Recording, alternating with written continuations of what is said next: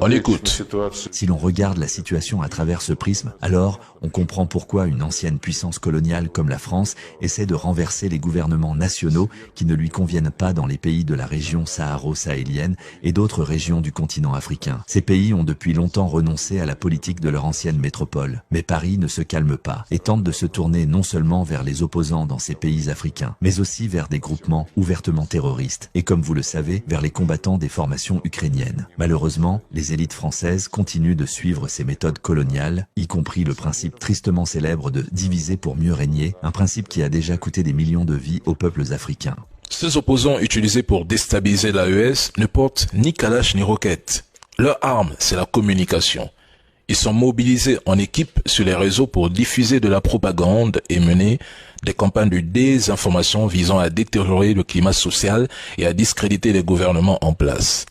Leur rôle consiste à propager des fake news, des rumeurs, influencer l'opinion publique et semer le doute sur la stabilité des régimes. On constate que ces trolls, ces opposants détracteurs passent l'essentiel de leur temps à attaquer systématiquement les dirigeants de l'AES, les qualifiant de dictateurs ou d'incompétents, sans jamais proposer d'analyse équilibrée.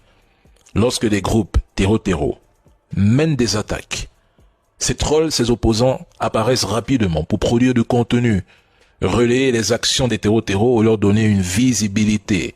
En revanche, mesdames et messieurs, ils minimisent ou nient systématiquement les avancées sécuritaires revendiquées par l'AES. Ils choisissent le silence, mais il suffit de consulter leur page.